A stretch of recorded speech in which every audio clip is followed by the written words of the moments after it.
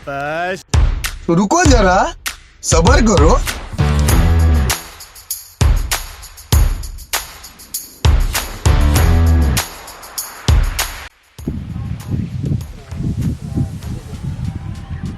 आता मी जास्त नाही लिहिलं, फक्त 3च अक्षर काढले. ठीक आहे, लवकर झाला पाहिजे म्हणून.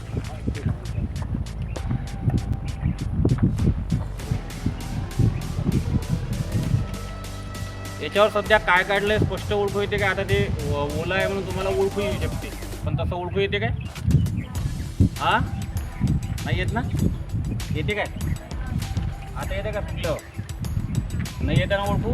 आता आपण या टर्मरिक पावडरला किंवा याच्या द्रावणला त्याच्यावर अप्लाय करू. अप्लाय केल्यानंतर त्याचा कलर आपल्याला काय होते ते पाहत आहे. ठीक आहे,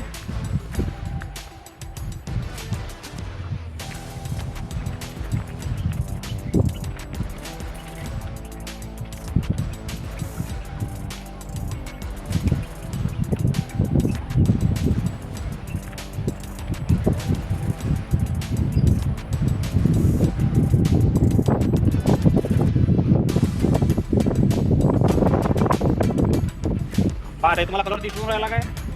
कोणते अक्षर आहे वाचून दाखवा. दिसून राहिले स्पष्ट. बाकी इकडे हळद लागलेली आहे, पण ती येलोच आहे. फक्त जिथे मी सोडियम बायकार्बोनेट अप्लाय केलेला आहे तिथं कोणता कलर झाला? रेड कलर झाला. लक्षात आलं? मग आता याचे आपल्याला याच्या मागचं जे सायंटिफिक कारण आहे ते थोडंफार मी समजून सांगतो. ठीक आहे, मी आधी सांगितलं, अजून पुन्हा समजून सांगतो. लक्ष द्यायचं. या सोडियम बायकार्बोनेटचा फॉर्म्युला आहे NaHCO3. मागल्या वर्षी नव्या वर्गावाले शिकले आहे, 10वा वर्ग, बरोबर आहे. हा फॉर्म्युला होता सोडियम बायकार्बोनेटचा. आता सोडियम बायकार्बोनेट आपल्याला चेक करायचं होतं ते ॲसिड आहे की बेस आहे, बरोबर. तर मी तुम्हाला आधी काय सांगितलं, टर्मरिकची काय प्रॉपर्टी आहे? ॲसिडमध्ये चेंज होत नाही. मग कशात चेंज होते? बेसमध्ये. आता जेव्हा आपण सोडियम बायकार्बोनेट अप्लाय केला, बरोबर, तर टर्मरिकचा कलर चेंज झाला की नाही झाला? झाला. मग कोणत्या नेचरमध्ये येते? बेसिक नेचरमध्ये. त्याच्या मागचं कारण ऐकून घ्या, बेसिक का बरं आहे. कारण की सोडियम बायकार्बोनेटमध्ये हा CO3 घटक आहे. दिसला?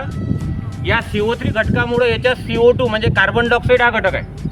आणि कार्बन डायऑक्साईड हा स्वतः नेचरमध्ये बेसिक आहे. तुमची जेव्हा ॲसिडिटी वाढते, काही वाढते, आपण इनो घेतो. इनो घेताना इनो जेव्हा आपण पाण्यात टाकतो तेव्हा काय होते? ते बुडबुडी येते.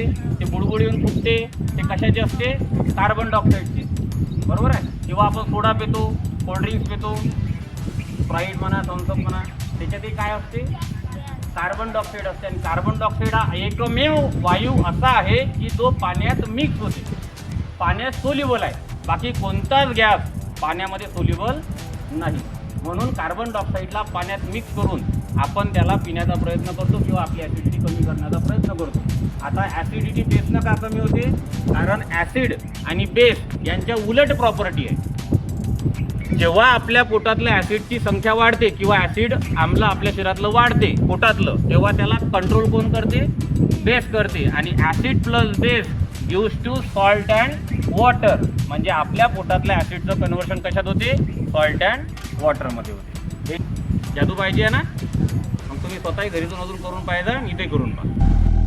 एक थोडंसं कमी